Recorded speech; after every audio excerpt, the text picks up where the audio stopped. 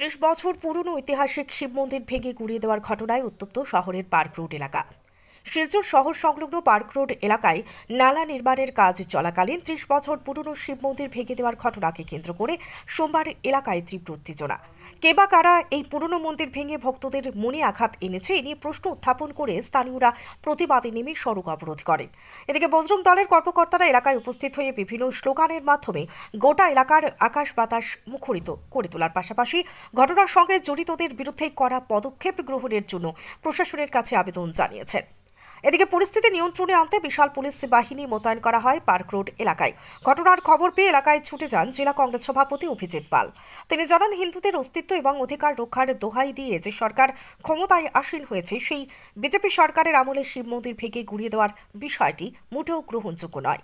এ ঘটনার পরিপ্রেক্ষিতে বিজেপি দোষীদের বিরুদ্ধে কি ব্যবস্থা গ্রহণ করে সেটাই লক্ষণীয় বিষয়। এদিকে স্থানীয়রা ক্ষোভের সাথে জানান, নালা নির্মাণের বিষয়টি নিয়ে কিছুদিন পূর্বে বিভাগীয় ইঞ্জিনিয়ারকে জিজ্ঞেস করলে তিনি জানান, নালা নির্মাণের আওতায় নেই শিব মন্দির। 30 বছর পুরনো এই মন্দির সুরক্ষিত স্থানে থাকার দরুন সেটি ভেঙে ফেলার প্রয়োজনীয়তা হবে না। কিন্তু এরপরও রাতের অন্ধকারে কে বা কারা এই পুরনো শিব মন্দির ভেঙে গুড়িয়ে দিয়েছে তা এখনো প্রকাশ্যে আসেনি। এদিকে কাছাড়ের পুলিশ সুপার ঘটনার তদন্ত করে দোষীদের বিরুদ্ধে আইনি পদক্ষেপ গ্রহণের আশ্বাস দিলে স্থানীয়রা সড়ক অবরোধ প্রত্যাহার করেন। ব্যুরো ৰিপৰ্ট, নিউজ অবিকল।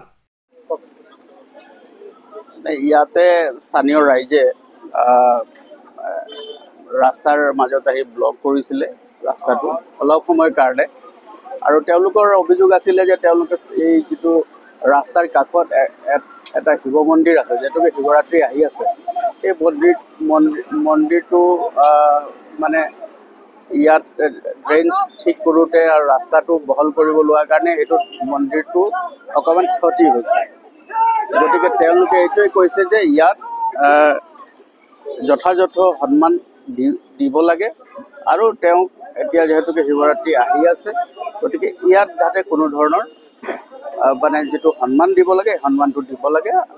সেইকাৰণে আমি তেওঁলোকক কৈছোঁ যে এইটো আপোনালোকৰ যিখিনি কথা আছে সেইখিনি আমাক লিখি পেলাই আপোনালোকে জনাওক, আৰু তাৰ ওপৰত মই মাননীয় DC মহোদয়কো জনাইছোঁ গোটেই কথাখিনি, আৰু সেইটোৰ ওপৰত আমি ইনকুৱাৰী কৰিম, আৰু তাৰ ওপৰত বিহিত ব্যৱস্থা কিবা যদি ল'ব লাগে আমি কাৰণ এইটো চৰকাৰী কাম কাজ চলিছে। গতিকে তাৰ ওপৰত যিখিনি কথা আছে, যি তেওঁলোকৰ নিজৰ আপত্তি আছে, গোটেইখিনি কথা পাতি এটা আশু সমাধান কৰিবৰ কাৰণে আমি চেষ্টা করি।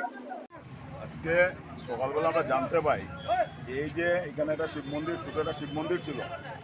এই এলাকাবাসী এখানে শিবরাত্রি বা প্রত্যেক সোমবার হলে এখানে শিবের পূজা অর্চনা করা হয় বা ডেইলি এখানে একটা পূজা দেওয়া হয়। যদি মিউনিসিপালিটি করা ছিল মানে এখান থেকে